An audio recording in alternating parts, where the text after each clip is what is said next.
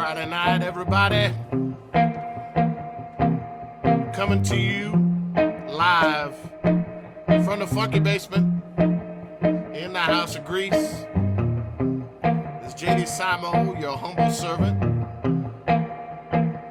coming to preach. Let's have some fun, folks. Kick out your shoes and stay a while. Let's get it. You ready?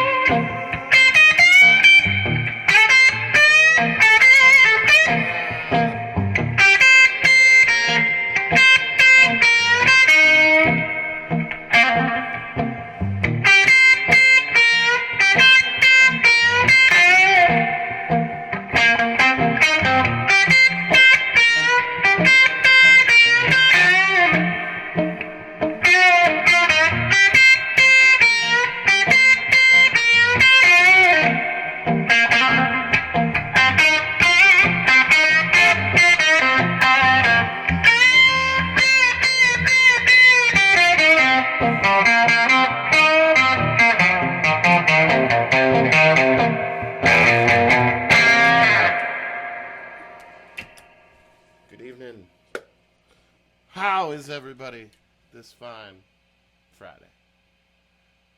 JD's got a little congestion going on.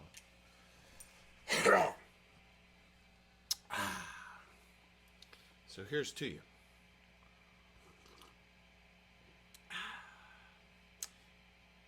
As Frank Sinatra said on the live event show from Madison Square Garden in '75, my father used to watch that all the time when I was a kid. This is English tea. It's not what you think. Sure it wasn't, Frank. Sure it wasn't. God bless each and every one of you. Thank you very much for joining me once again. We got Earl Hooker welcoming you to the show tonight. That's a still from the only known footage of Earl. That's him in Europe. It's the same bit of footage that exists of Magic Sam, same tour, same show. I believe it's from Germany, I think. And incidentally, Magic Sam in that footage is using Earl's guitar there, which is an old Univox that because the airlines lost Sam's guitar. Those bastards. So anyway, folks, how you doing? Looking forward to talking about B.B. King, Freddie King, and Albert King tonight. People have been asking me to do it for a long time, and I feel like there's a lot of content out there about them, so I kind of shied away from it for a bit. But I'm looking forward to doing it tonight, and I'm gonna do. I'm gonna try and talk about some stuff that I don't feel everybody talks about. Okay, as per usual. I'm going to go ahead and throw the logo up, throw the Venmo and PayPal up there at the bottom of the screen. Thank you very much, everybody, for being so groovy to me during these crazy times. I want to remind you all that my new album did come out last week, and I really appreciate everybody's support. It really means a lot. I'm really proud of it. It's certainly the hardest I've ever worked on anything, and the most proud I am of anything I've ever done. I felt like it really did a good job of amalging? Is that a word? I don't know. I don't think it's good to make up shit. So it's a good amalgamation, if you will, of all the things I like and talk about on the show. You know, R&B and soul and real blues and psychedelic music and some freeform jazz and stuff like that. I feel like it's a really good mix of all the things that I really love, and I've struggled with that for a while, trying to come up with the right mix, you know.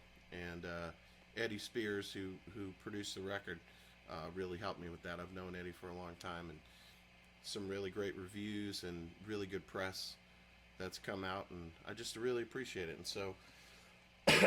so if you haven't checked out the record, here's something special. Got a new Gleam merchandise bundle giveaway that just launched today. And all you got to do is go to my Spotify page, JD Simo. All you got to do is follow it, stream the record, the new record, or save it to your library in Spotify, or all three, and you get entered. There's going to be 10 winners. There's going to be some merchandise bundles with t-shirts and vinyl and some other little gifts that we've compiled together. But occasionally people will ask me to do Skype lessons, and I do them occasionally. A lot of people ask, though, and so the prize is we get to do a guitar lesson together, or just hang out and talk about records, whatever you want to do. But that's the prize, and very much looking forward to it. So go to Spotify, follow JD Simo, stream the new record, JD Simo, and save it to your library. That's 3 entries, and every time that you listen to the record, that's another entry. So get hip, and I hope you win. I'd love to spend some time with you. there's going to be some cool announcements moving right along. There's going to be some cool announcements coming up. Another thing that's starting to become somewhat normal is the concept of doing private shows. We've actually got a couple coming up, and one of them is actually going to be a public live stream that I'll talk about on the show next week, because they haven't officially announced it yet. But if you're interested, what's happening is there's like groups of people that like all chip in money, like say a group of 12 people or so, not too big because we want to be safe here, and you know, rent a place for us to do it, and then we do a private show for you guys. So that's becoming actually fairly common. So if you're interested in that, send an email to jdsimomusic@gmail.com, and it'll get forwarded on to all the pertinent people that take care of that kind of stuff. Or just hit me up through the Messenger and Facebook or Instagram or however you're watching this, YouTube. Because we definitely can work that out. It's something that is, like I said, becoming quite normal. And we've got a few coming up, which is exciting. Looking forward to playing music for some of you folks. The other big thing, I sort of talked about it last night, but I actually have one of them right here, is we do have Greasy Time shirts, everybody. Very exciting. These are the nice, soft, soft style shirts. These aren't the cruddy ones. But anyway, we got the hashtag Greasy Time shirt.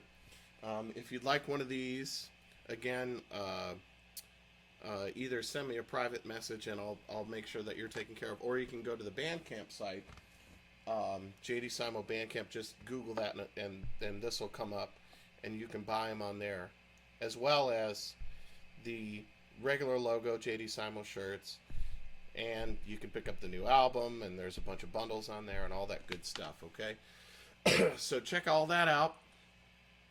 I would wear that. Actually, I wore it the other day. That's my proof that I got from our guy.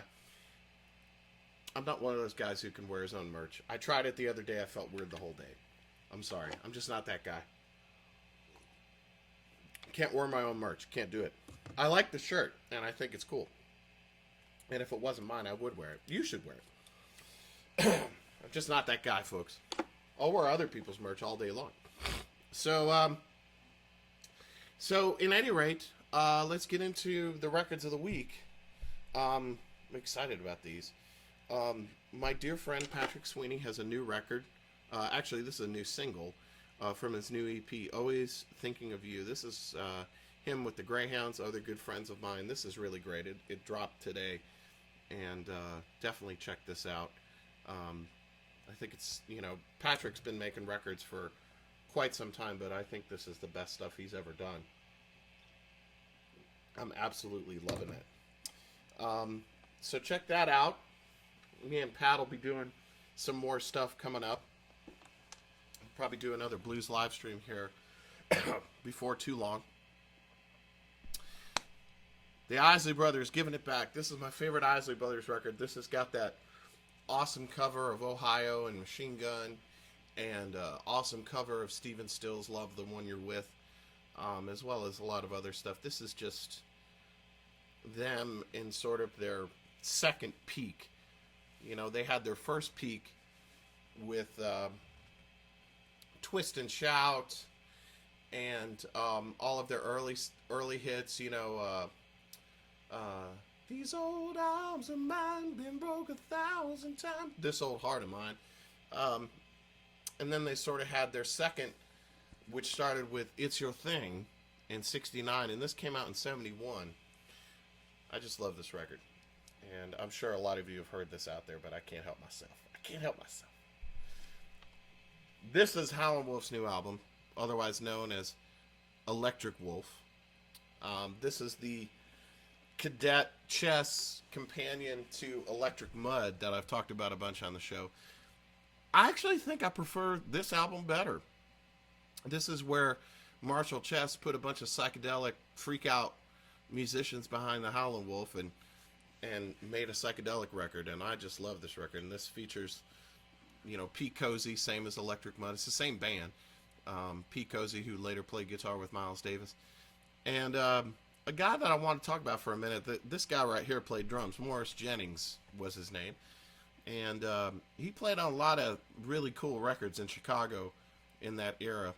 And most notably played with Curtis Mayfield, played on the Superfly soundtrack, which is really, really hip. So yeah, man, I love this record. It's, you either love it or you hate it, and I love it. I mean, I love Howlin' Wolf, no matter what he did, but this is actually really cool and a big influence on me. And Philip Church is playing bass on this, who I've talked about on the show a bunch as well. This got a lot of spins in my house this week. Staple Singers, We'll Get Over. Boy, will we, baby. This is from 70, I believe, 1970. And this is after they'd signed to Stax. After being independent and working for a bunch of different other labels, they finally ended up on Stax and had a big, their biggest records of their career, Respect Yourself and I'll Take You There and all that. But I just really like the songs on this record, and I listen to the Staple Singers a lot. So this got a lot of plays in the house this week. And T Model Ford, She Ain't None of Urine. This is his third album, I think it is. Came out around 2000. And, I've talked about T Model and Junior Kimbrough and Jimbo Mathis and Cedell Davis and R.L. Burnside. I've talked about all the Fat Possum crew on the show a bunch before. This has become my favorite T Model record as of late. Sort of in that vein, this is John Lee Hooker, Never Get Out of These Blues Alive. This is from 71 or 2. So this record has a lot in common with the Fat Possum stuff, because it's got John Lee doing what John Lee does, with sort of a funky rhythm section. And this is from that era in the 70s when things were a little drier. Blues records in the 50s and 60s had a lot of reverb, a lot of echo on them. And then all of a sudden everything got really dry and really in your face. And this is a really funky record with John Lee just being his, he's right in the middle of his prime here. And nobody ever talks about this album. I love it. I listened to it a bunch this week. So there you go. A very blues heavy records of the week for y'all. So I'm going to play another tune for you. I think I'll play an Earl Hooker tune. What a surprise, huh, folks? I think I'll play Two Bugs and a Roach because I feels like it. All right.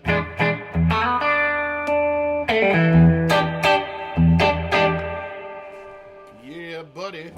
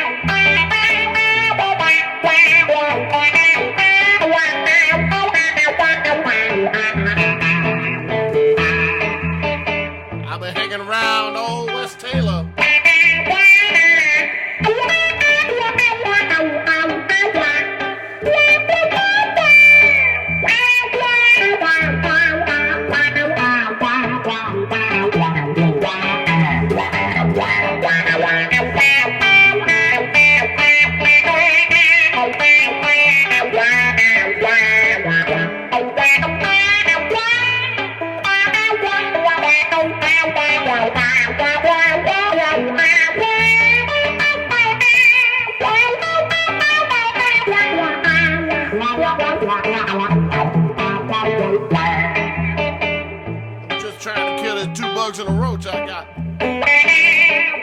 Is that right?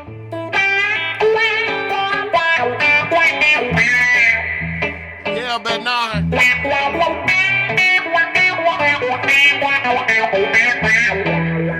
Get it.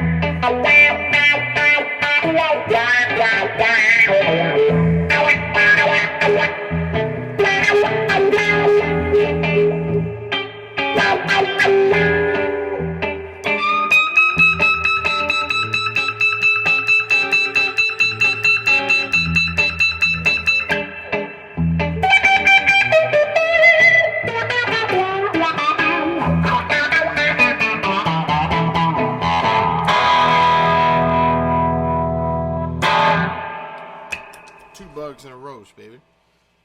I love Earl Hooker. I haven't said it enough this week. I love Earl Hooker. What can I say? What do you say, Earl Hooker? I say, welcome to Greasy Time, baby. Welcome to Greasy Time. Oh, God, I wish I could have seen him play, boy. All right, folks. Sorry about all my congestion. Just happens sometimes, you know? I'm okay. Don't worry. I don't have the vid. Don't worry. So, rig of the week time, folks. So, I've had a lot of questions.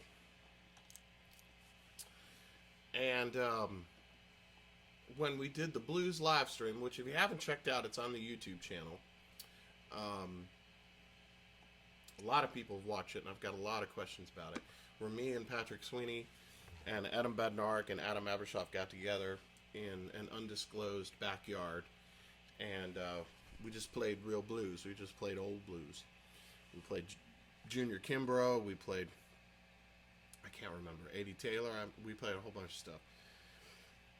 And a lot of people asked, you know, like, how we were recording it. You know, we were just doing that with our phones. Pat streamed it at the same time. We were just playing through our little amps. I was playing through my Ampeg Gemini. The bass wasn't mic'd and the drums weren't mic'd. We were just playing to each other. And Pat and I were singing through an old Shure Vocal Master. And actually a buddy of mine found one in a barn. Actually found 2 in a barn, and I'm meeting him tomorrow morning to get them. Because I want them. You know, he's not giving them to me, but he's giving them to me. Essentially, we've worked out something, folks. But yeah, so I wanted to actually spotlight the old Shure Vocal Master PA. This is what everybody on Maxwell Street, everybody in Chicago, every band in America had one of these back, if they were lucky. And nobody wants them these days. You know, this is the ad. Look at that, man. Who wouldn't want that? Looks like something off the Starship Enterprise, man. You know? And believe me, the girl cost extra. So I'm going to get Pat. We were using Pat's. Pat Sweeney has one, and it just sounds so right for blues and R&B because it's a little distorted, and the reverb that's on it sounds like an old record. It doesn't sound like an 80. It doesn't sound like a Phil Collins record or something, and it's just great. I love it, and so I've been meaning to get one to use down here for some stuff. Because I don't have a PA system down here in the studio, and I don't even have headphone cues. Like when we record down here, everybody just listens to each other. And when I'm singing live, I just put earplugs in. That's what I do anyway, because that's how I learned to sing. And so yeah, we're gonna go out to my buddy's farm tomorrow and pick these things up. And my wife is like, "How big is that again?" And I'm like, oh, don't worry, honey. Don't worry about it. She gonna kill me when we get out there, but it'll be fine. We'll already be there. There'll be cows out in the pasture for my young one to see, and it'll be all right. But if you hear that JD got killed, know that my wife did it tomorrow morning. Going to get a Shure Vocal Master PA. All right.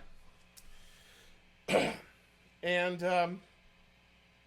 the other thing that I wanted to talk about on the rig of the week, again, folks, is I get a lot of questions about my preferences and what I dig and what I don't dig and all that kind of stuff. And it changes a little bit week to week, but I'm fairly simple. I don't really think about it much anymore. I obsessed about it for a good long bit. And, I've got this guitar, my old 335 Red, that I since have put the Bigsby back on it and put the nylons, the original saddles back in it, and I like it better. It sounds funkier to me. And then I've got my old Custom Craft, which is a K from Montgomery Ward back in the 60s that I play a lot. And my weird, it's not weird, I don't know why I always say that, but my Jazz Master, which is a buddy of mine put together from old parts, and I tune this down to B. I play that a lot. And the old ES5, the 50s ES5, which I'll play in a minute.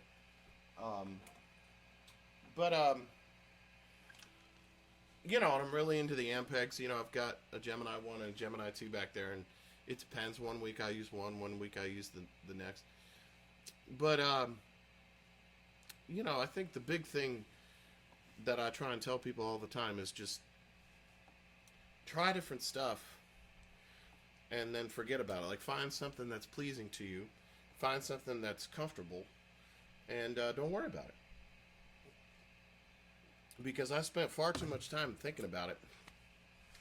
And, the way I look at it is, all of us have, like, little things. It's like everything's good in moderation. And it's the same with all the gear stuff. Like, I'll have a little surge, and, I'll be into a microphone or this or that, or into a fuzz pedal or something like that. And I'm kind of into it, and then I kind of reel myself back in. The thing that is most important is to listen to music. You gotta listen to music religiously and faithfully. That's what it's about. All the gear stuff, time and time again, whether it was, whether you're talking about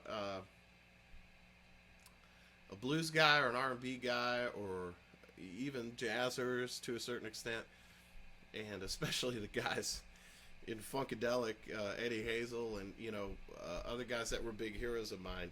They used whatever they could get their hands on.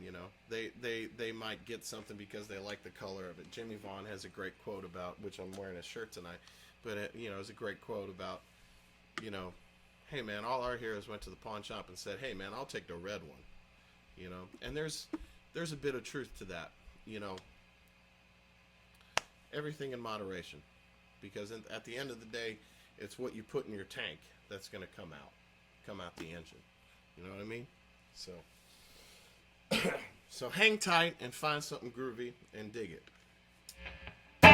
So, ladies and gentlemen, without further ado, we're going to talk about the three kings here, BB, Freddie, and Albert.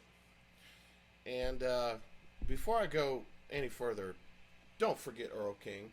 Everybody skips over Earl King, and I love Earl King as much as these other three guys. He had that beautiful guitar slim type of guitar playing. He's from Louisiana, and he made a bunch of great records in the 50s for modern. And most notably that tune that a bunch of people covered, people talking but they just don't know. It's in my heart and why I love you so. Love you, baby, like I might have loved gold. Come on, baby, let the good times roll.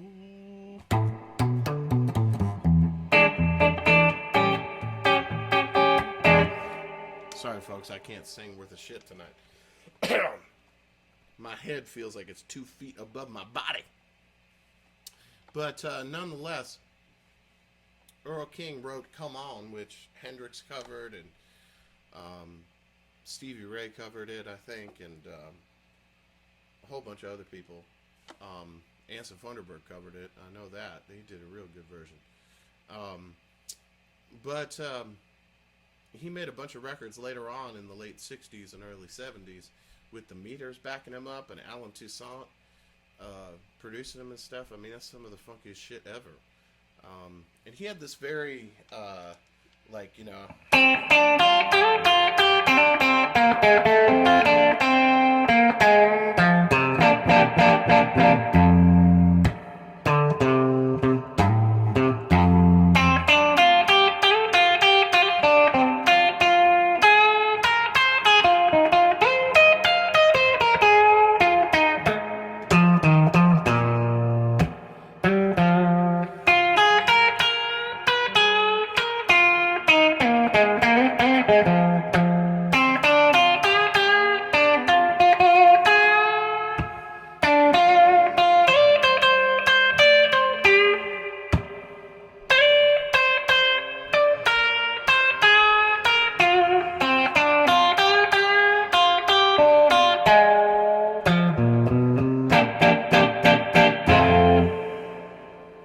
So,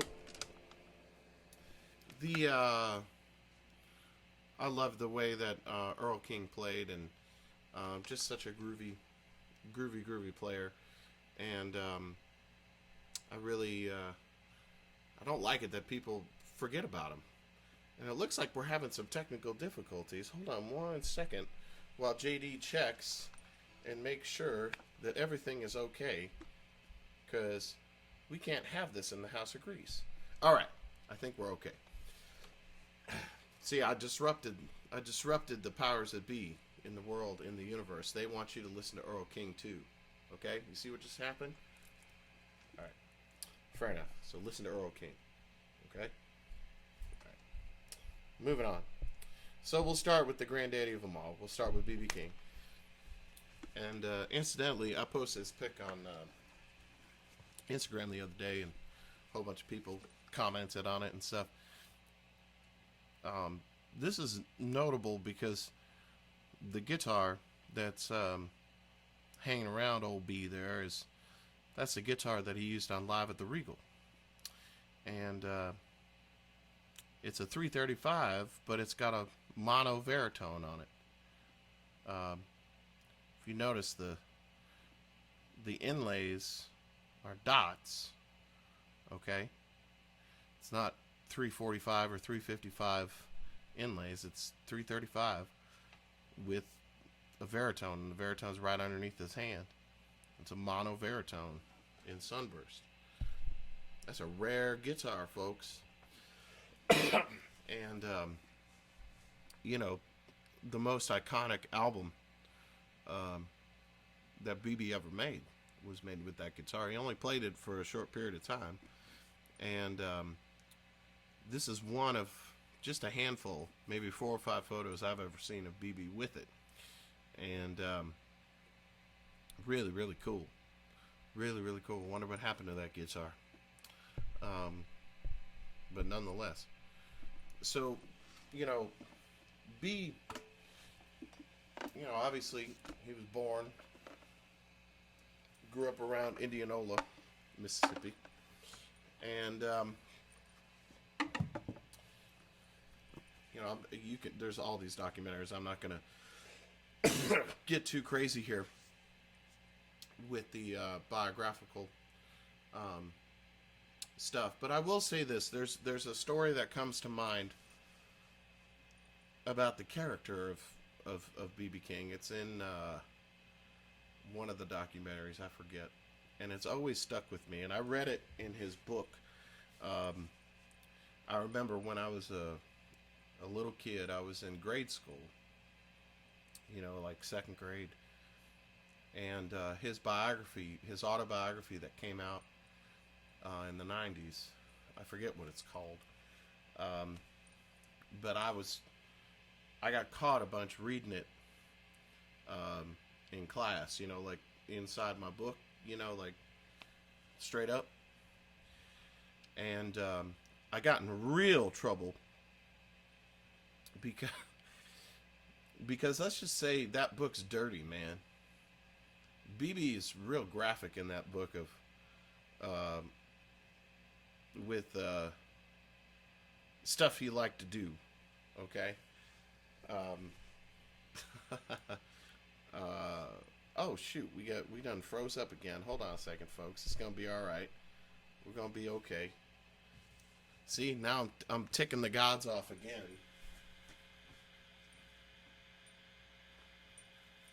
All right. It's gonna be all right, folks. Dealing with technical difficulties tonight. It's gonna be okay. Hang on one second. Just need to stop talking so dirty. Can't talk dirty on this show.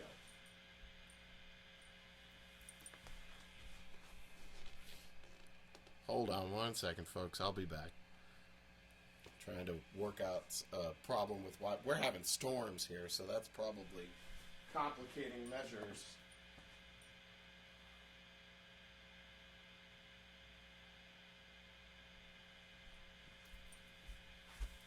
It's storming like a mofo out there, so. All right. All right. Is it going to work? Yes. It is going to work. Ta-da!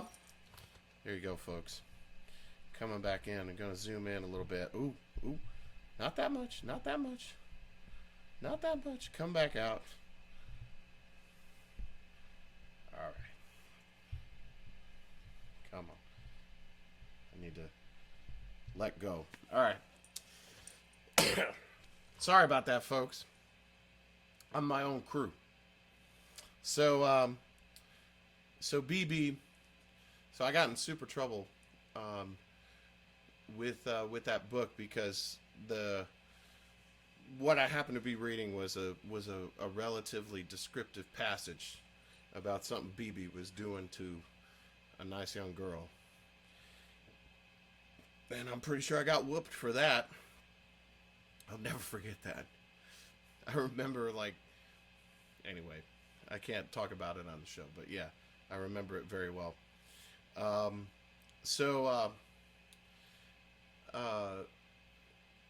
The thing, the story that I wanted to convey was, you know, BB in the fields and stuff like that. He originally walked behind a mule and plowed. And then eventually, as he got older, he was able to work the tractor. And, you know, tractors then, just like now, are super expensive. And the responsibility of getting to drive the tractor was, you know, a huge one. Because if something went wrong and you broke it, like, you'd probably get killed. Depending upon the plantation owner that you were working for, that you were sharecropping for. And so BB, by accident, ended up breaking his tractor, and he ran away in fear for his life. And that was the first time he went to Memphis to try and make it in music. And he tried for a little while, and he had such guilt over ruining the tractor that he went back. He went back to Mississippi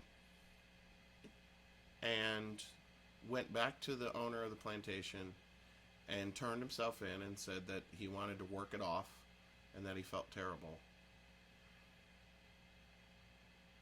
That's just amazing to me. Is that not amazing?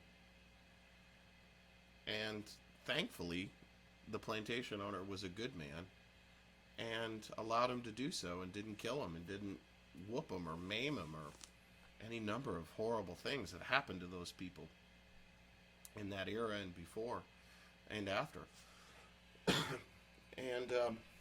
And then BB said that he worked it off, and then he left the farm for good and went to Memphis the second time the right way.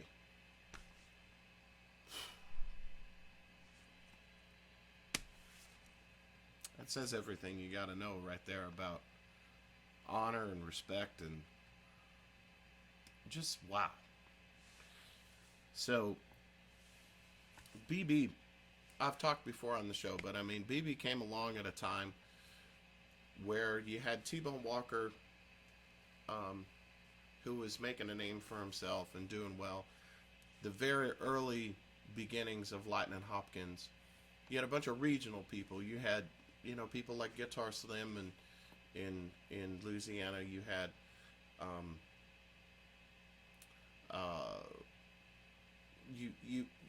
you didn't quite have the big exodus up to Chicago yet. I mean, Muddy was there with Jimmy Rogers, but I'm talking like 48, 49, going into the very early 50s. So there was this moment where no one had kind of taken charge. No one had crossed over out of the juke joints and brought this music to kind of a national place. Everything was very regional. And so BB, the way he got his name, obviously, was the Beale Street Blues Boy working as a DJ for WDIA, which was the first African-American run radio station in the South. And it's still there today in Memphis. And,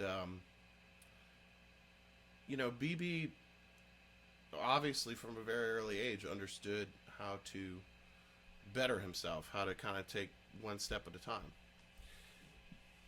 And his first record, 3 O'Clock Blues, which was recorded at the YMCA there in Memphis, actually did really well. And BB had this incredible work ethic that remained until he died. And I think that is what truly kind of made him what he became. That personality that he had and that work ethic. Because BB was relentless. He didn't stop. And he also, I'm not going to say he took care of himself necessarily, but he refrained from drinking. He sure liked women, that's for sure. But, which can do as much damage as drugs or alcohol in certain cases. But he, he didn't live the sort of lifestyle that we come to think of as a blues man. He was a hard worker. And so you mix a bunch of talent with all those ingredients and you have this icon that influenced the world and changed music. And I've talked before, but I'm going to talk again about sort of the way his playing evolved, because in the beginning he played a guitar like this, he played an ES5 like this, and it was very kind of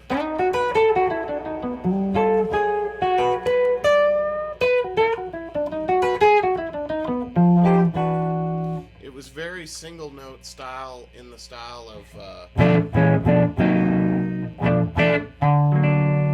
like T-Bone Walker,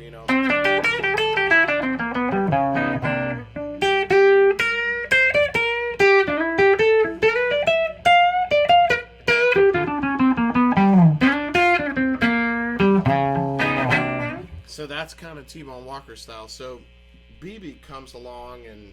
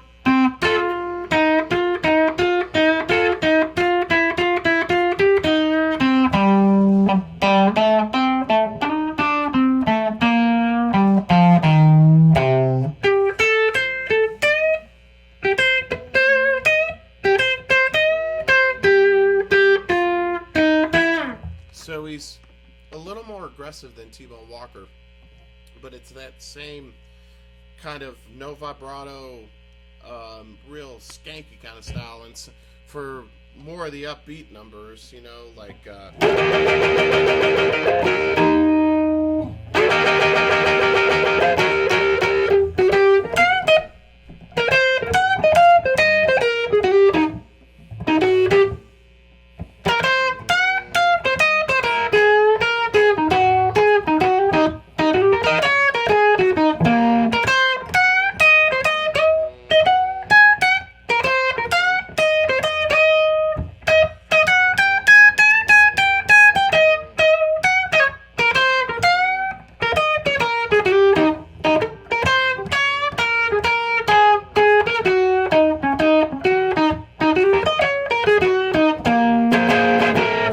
spelling out the chords, you know.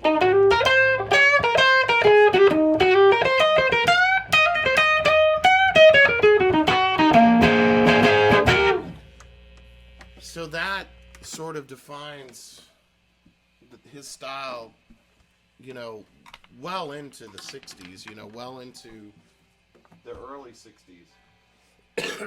And then BB starts to perfect what he would later call the electric eel,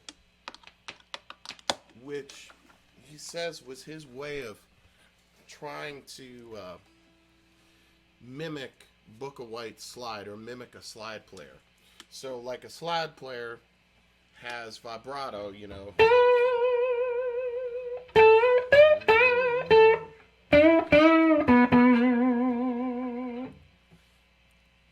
Guitar players that were playing normal didn't have that up to that point. So BB started playing mostly ES guitars that had varitones in them, usually 345s and 355s, but he played that 335 that I showed you. Now my 335 I can make go out of phase if I want to get this kind of sound. But then all of a sudden you add that kind of vibrato and you add some reverb and you add that tone, that out of phase tone, and all of a sudden you got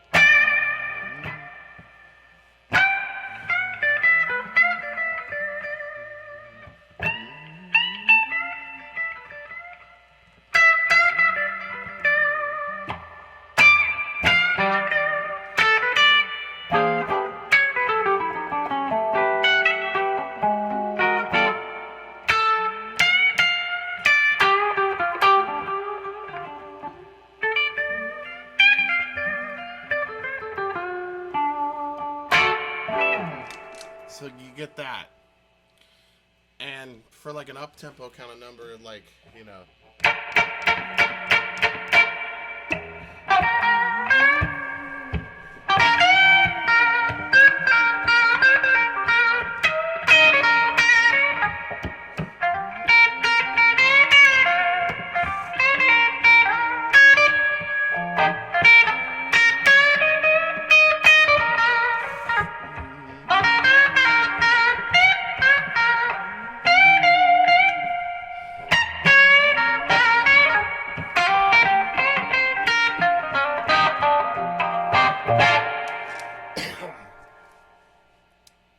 change the world. And of course, BB had, The Thrill Is Gone, and, on and on, doing Rattle and Hum with U2 and all that kind of stuff. But, to me, the character of BB King is the important thing to remember. And just that he was James Brown was the hardest working man in show business. And BB King was too. And in 2016, we were on the road 298 days that year total, of which I think we did like 240 or 250 some shows. And the three of us just about killed each other. My marriage almost fell apart. And just psychologically, it just messed us all up. You just can't travel that much and have it not affect you. And I just did that 1 year.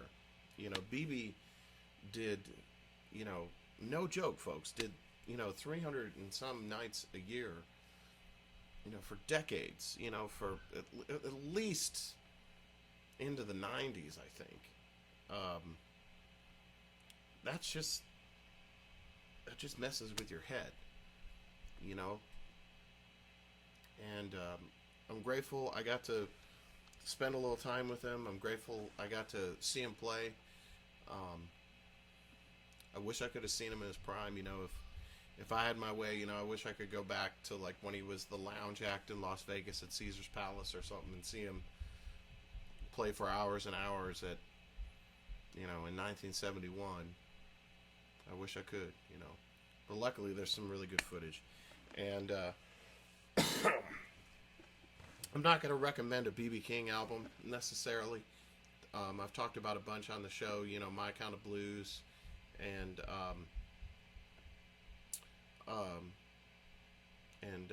Singing the Blues, which is one of my favorites, which is a 50s Kent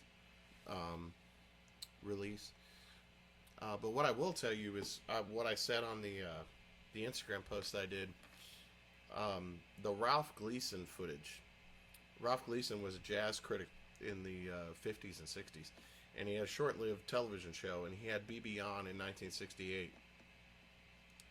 Now, BB was having some financial trouble at that time, so his band was stripped down, and he had an organ player that was kicking pedals, that was playing bass, as well as playing organ. He had his longtime drummer, and then he had just two horns. And it's my favorite footage that exists of BB King. I love it. It's like an hour, or no, it's not. It's like half hour long or 40 minutes long. I've watched it a bunch. I just love him in that era. I like him with that combo. I like that there isn't another guitar player and a bass player and a full horn section and a piano player and stuff. It's like, hearing B in his prime. So go watch that Gleason footage. So moving on to the guy whose hair I've sort of adopted as of late, Freddie King, Texas Cannonball. Frederick. What a cool guy he was. Oh, I can hear my little one up there. Little Josephine. It's time to go to bed, girl. So Freddie, I've talked about before, but it's a really good story where, Freddie moved to Chicago in the early 50s with his parents, or with his mother, I'm sorry. He was a really great guitar player. He learned to play from Eddie Taylor and Jimmy Rogers, guys I've talked about on the show, and Earl Hooker to a certain extent. And tried really hard to get a record deal at Chess, like I was talking about last week, and couldn't get a deal to save his life. He was one of the many, just dumb rejects on the Chess side of things. Like, why did Chess not record Freddie King? But he was probably too wild, and what Leonard Chess said at the time was, he sounds too much like BB King, which maybe he did, I don't know. I think probably his last name being King probably hurt him more than it helped him in that situation. So Willie Dixon, the great bass player, took him over to Cobra, and on the west side, and apparently they cut some stuff over there, but I've never heard it and never been able to find it. And I've asked some fairly famous folks if they've been able to score that, and no one has, so I don't think it exists anymore, but I sure would love to hear that. But nonetheless, he never signed to Cobra. Cobra folded. Cobra was short-lived, as I talked about on last week's episode. So Freddie, you know, he was working a factory job in a steel mill. He was young. I mean, he was, you know, a teenager through all of this, through all of the 50s. And was going to go down. Some stories have him going down to Memphis. Some stories have him going back to Texas, where he's from. And he stops in Cincinnati, Ohio, and something really important happens as a result of it. And we're having another jam. So hold on one second, folks, as I sort this out.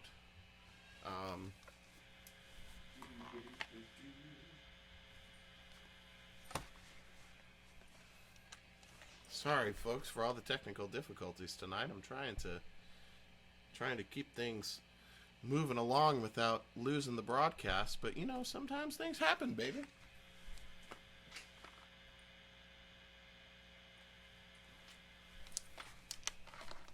All right, now we're back. All right, sorry, folks. So he stops in Cincinnati, Ohio, King Federal Records. That's the label of James Brown. And the famous King Studio, which is this building right here. I actually jumped the fence. They were tearing it apart, and I jumped the fence to go look at this place to see the old studio because I wanted to see it. And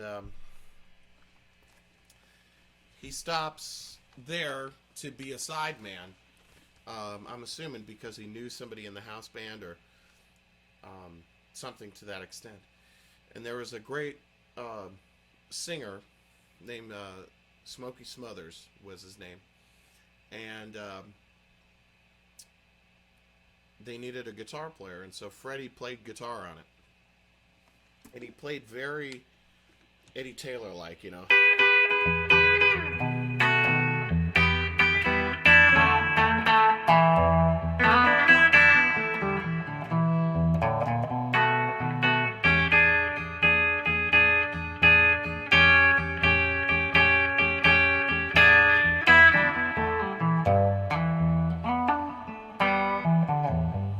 He played all that kind of way. And he did so good, and he saved the day on that Smokey Smothers session, which Google that, because then you can hear Freddie King playing side to Smokey Smothers, and it's real low down and real cool, and you'll hear people cover tunes from that record from time to time, people that are hip. But the very next day, Freddie came back and recorded Hideaway.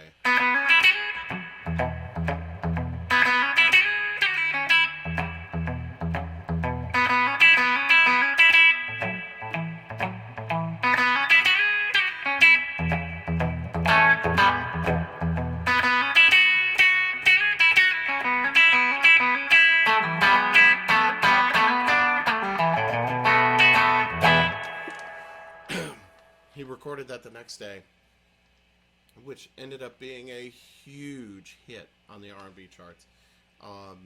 Over 20 weeks at number one. Just crazy. And it was all happenstance because he had stopped to play this session, and you know, he was probably guys in those days were making about 25 or 30 bucks for a session like that. And had he not stopped and done that, we wouldn't have a Freddie King. And had Chess Records signed him, none of that would have happened, and we wouldn't have Freddie King either. Not the Freddie King we know. So he recorded a lot of string of records, like in a very short amount of time, from 60, 61 up to 63, 64 for King Federal. And this is at the height of James Brown's like early fame as well. So King Federal in Cincinnati was like kicking ass, man, on the R&B charts. And incidentally, the bass player in the house band at King Federal in those days was a guy named Bill Willis, who decades later would end up playing organ for Jimmy Vaughn, which is a really cool thing.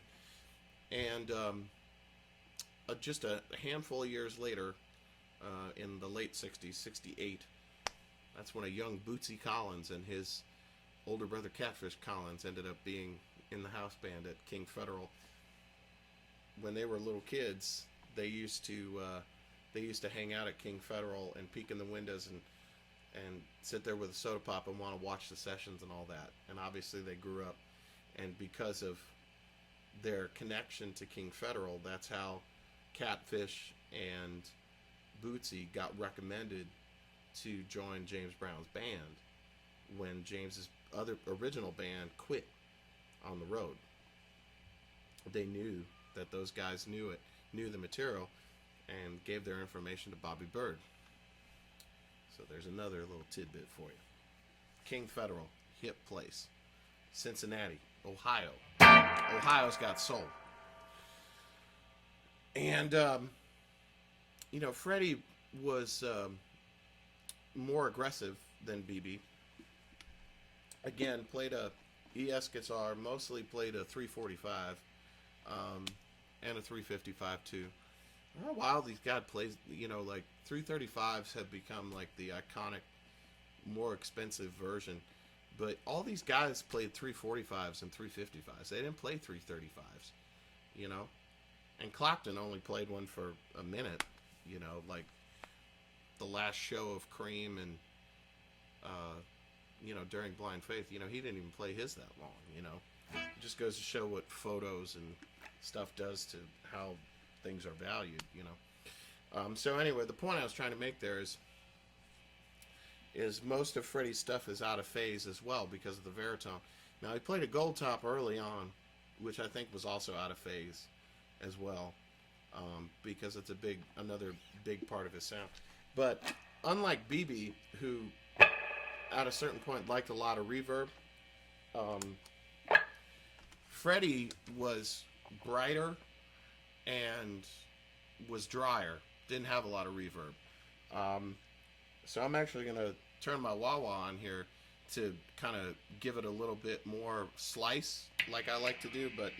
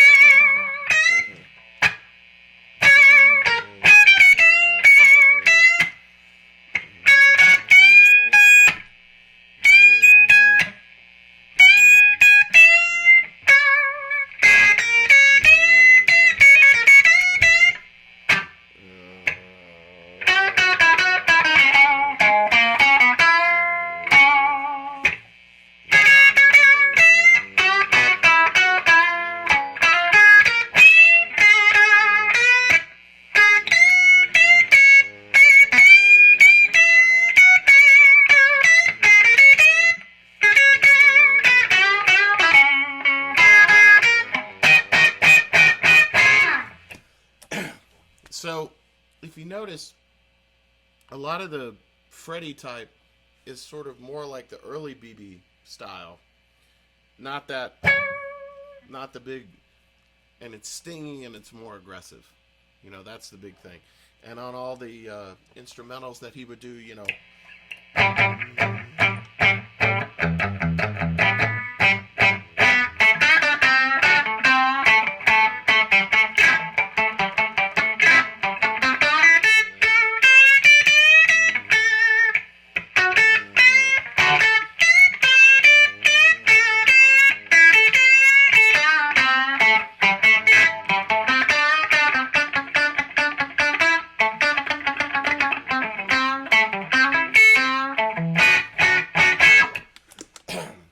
So, just for something up tempo.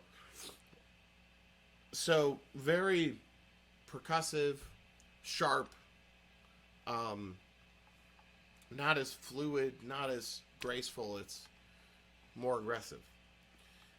Obviously, a very big influence on a lot of rock guys. Big influence on guys like Eric Clapton and, oh man, a whole bunch of guys. And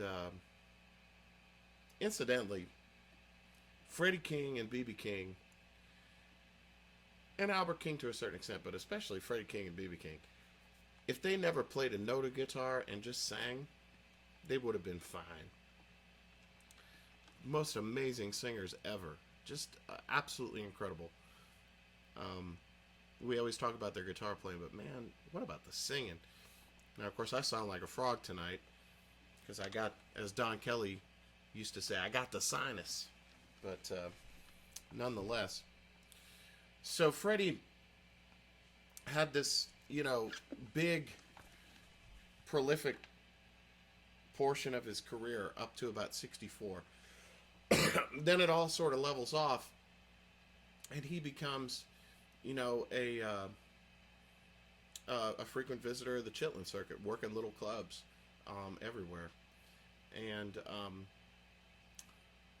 then his career gets revitalized by Leon Russell signing him to Coalition and making those records, making Getting Ready, which has Going Down, and Palace of the King, and several more records, which sort of bring him into the limelight as a great addition to a lot of hippie band bills, so to speak.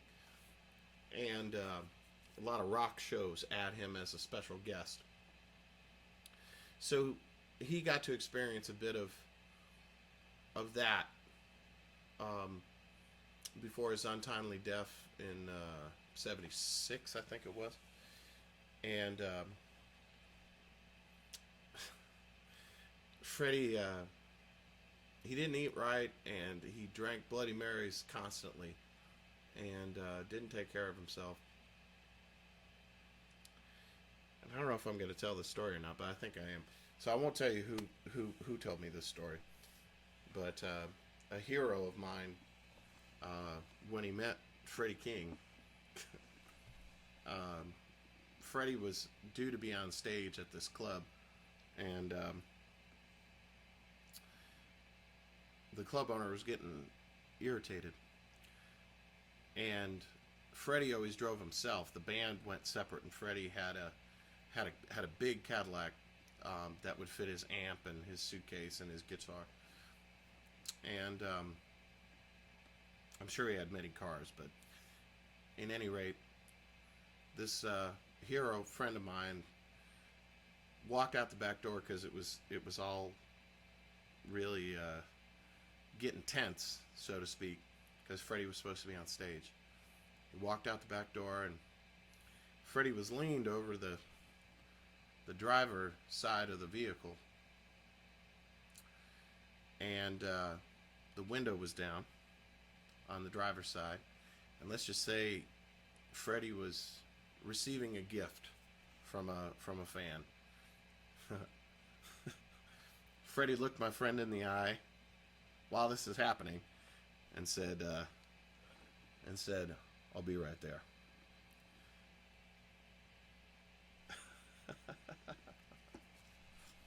Gold. Absolute gold. Is that too graphic for the Greasy Time show? I don't know. I tried to say it in as nice a way as I could. So, anyway, love Freddie. And much like I didn't recommend a record for Freddie King, or for B.B. King, I'm not going to recommend a record. There's the footage from the Beat Show. Hoss Allen, who was a Nashville DJ from WALS back in the 60s here in Nashville, had a show called The Beat that was filmed for a short period of time in Dallas. And Freddie was a guest on that show many, many times, as was Barbara Lynn, and as was Arthur Conley, and Clarence Gatemouth Brown was in the house band. All of the episodes of The Beat Show are on YouTube, and I suggest you just watch the regular episodes and just see this great snapshot of American music that happened to be captured, luckily. But all of Freddie's segments are very easy to find, and if you haven't wasted months of your life like I have watching him, it's just the best footage that exists of Freddie, right in his prime. This is, it's from like 65, 66. So it's like right after he's had all these hits, but he hasn't like started to kind of go down, which required the Coalition rejuvenation, which I don't really care for that stuff as much. I like 60s era Freddie better. I don't like the 70s stuff as much. I don't like the Coalition stuff as much.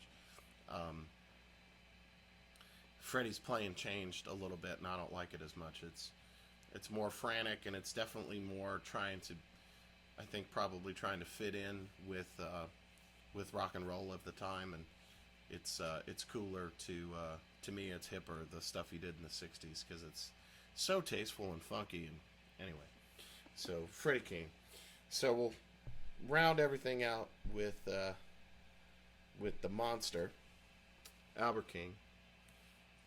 Now, Albert's story is kind of funny because Albert was not related to B.B. King, but he lied about being related to B.B. to try and get bookings in his early days, in the late 50s, and it made it so that later on, once Albert had become kind of had become established, he was very embarrassed by this, and sort of had this attitude against B.B. King, which had nothing to do with B.B. King and had everything to do with him being embarrassed that he had told this lie for years and years. But nonetheless, Albert, he played left-handed. He didn't restring the guitar, so he played it like Doyle Bramhall, or Otis Rush, or strung their guitars, which yields a very different, unique kind of sound just in and of itself. If you've ever messed with that, it's worth spending an afternoon messing around with, because it is kind of fun to do. I've definitely done it, and a lot of people have. And Albert had probably the most limited musical vocabulary of his peers, but he said the most with it. All you need to do is listen to a couple of Albert King records, and if you're really listening, you're going to learn a lot about phrasing, because Albert was amazing at it, because he really only had a couple of licks, but he phrased everything different every time, which makes it amazing. And it's really impressive to listen to, especially now, just because I realize what's going on. And it's like, gosh, it's like what he was able to say with so little. It's just amazing. So Albert went through most of the 60s not doing so well. He made his first record in 62, which has been reissued under a bunch of different titles, but it's on Apple Music as Albert King Big Blues, if you want to check that out. I like that record a lot. It's early 60s, and then he just is he didn't have a hit off that album, so he was kind of sent back into the clubs, into the Chitlin circuit, which he resented, and then all of a sudden, um, you know, Stax Records in Memphis, Tennessee, decides that they want to branch out and maybe get a couple of blues acts on the roster. And so they sign old Albert. Albert is the first person they sign after that discussion. And so Albert goes in with Booker T and the MGs. And Booker T in particular and William Bell write Born Under a Bad Sign and give it to Albert King. And all of a sudden Albert has this big record and has a career. And Albert becomes really important in the hippie world. Again, kind of like Freddie would a couple of years later. All of a sudden, Albert becomes second and third on the bill to Santana or The Who or the Allman Brothers or Johnny Winter or, you know, on and on and on. And Albert has a string of other successful records, none nearly as successful as Born Under a Bad Sign. Guitar players always talk about the Livewire Blues Power record that was made at the Fillmore. And I listen to that record a lot. And in particular, you know, see if I can get this to be close.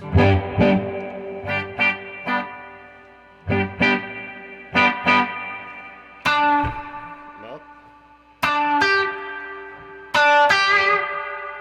Gotta get the tone right, folks.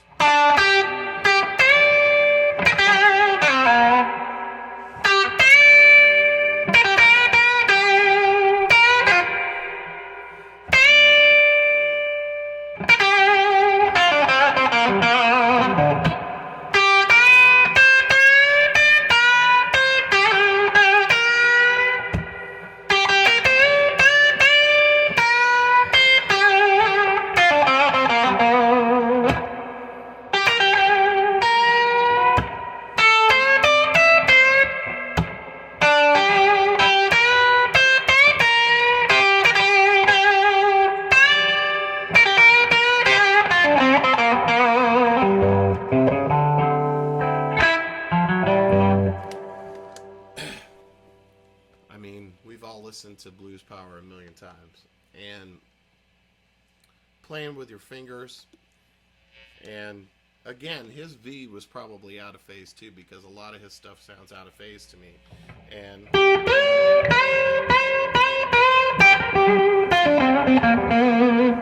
a lot of bending on one string if you can do it.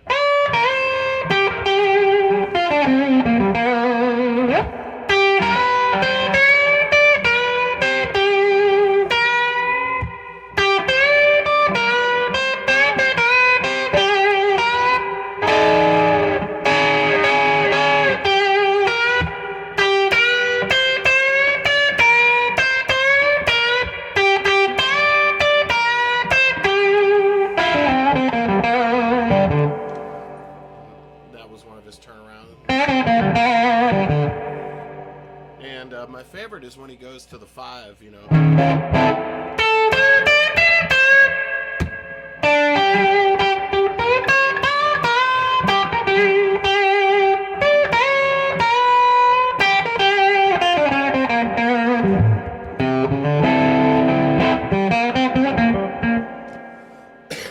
So that's kind of in the style of him playing slow blues live, which tended to have a lot of reverb. The records, on the other hand, are kind of dry and a lot of neck pickup, like Crosscut Saw, you know.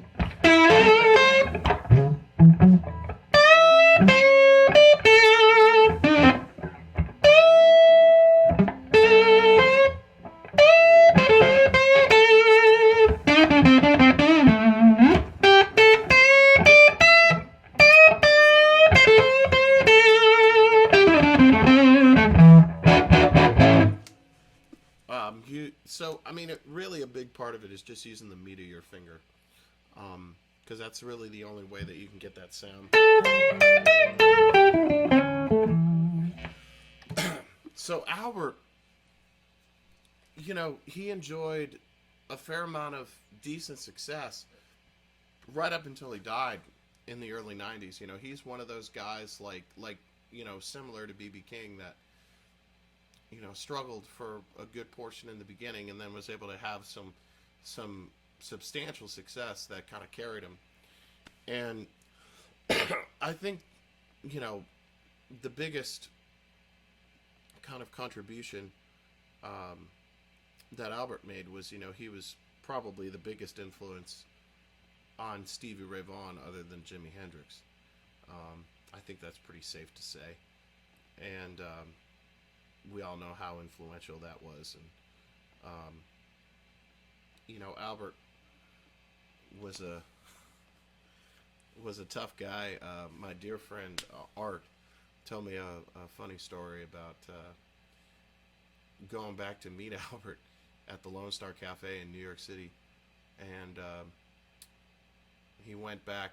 This is back in the '70s, and went back there, and the dressing room door was open, and he said that Albert was sitting there, you know, with his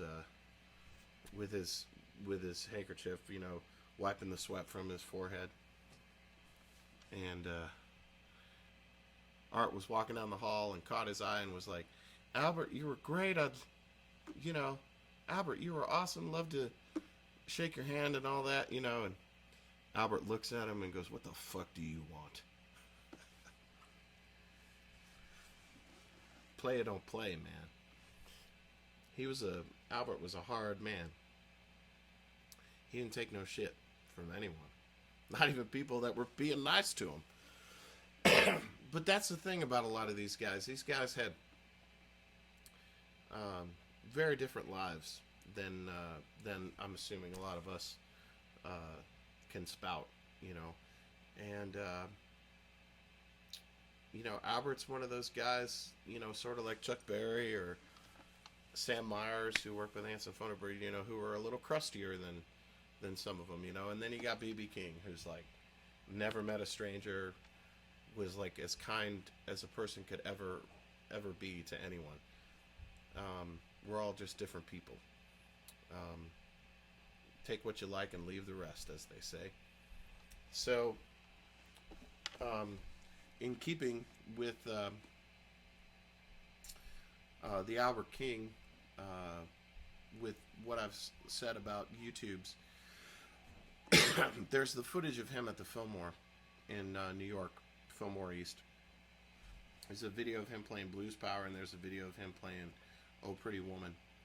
And they're both fantastic, and it's incidentally the same footage that exists of the Allman Brothers with Dwayne Allman. And there's also footage of the Byrds with Clarence White, who I love a lot too. What a night.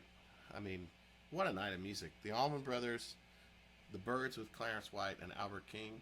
Holy shit, man. Sign me up. So go watch that, because that's real. That's him in his prime, and it's just so killer, man. Albert in his prime. Never got to see him. Never got to, you know, hear him play live. But certainly wore those records out. He's probably the least influential on me of the Kings. I would say BB and Freddie are quite prominent in mine, but the Albert comes out every once in a while, but not at the forefront as like people like Dole Bramhall and stuff. But where would we be without these guys? And Earl King. Have I mentioned Earl King, folks? So, to close out this episode, a lot of you liked that track last week of me with my dear friend Anson Funderburg and my buddies Adam Abershoff and Adam Bednark playing.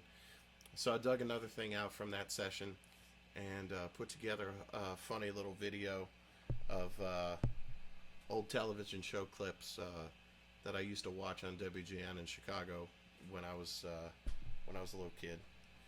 And are we having technical difficulties even again? Hold on one second, folks. We're almost there. We're almost through it, baby. We've almost done it. Hold on one second, folks. 1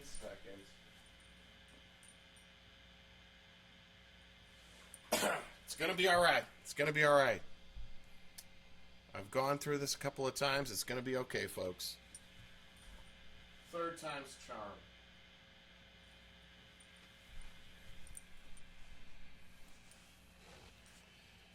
Third time's a charm. And my light just went out. So I'll deal with that while you're watching the latest from the House of Grease. This is a tune called San Jose with me and Acid Thunderbird. Check it out.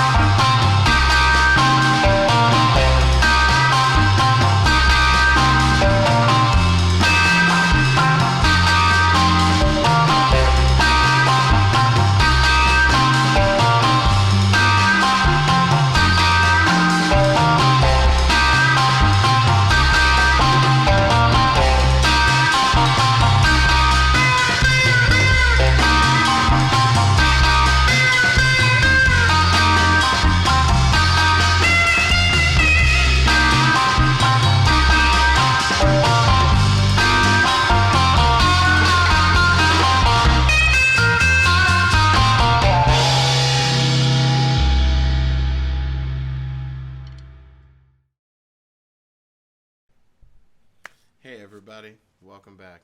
The light's fixed. So thank you very much again for joining me on another Greasy Time. I really hope that you've had a good night, and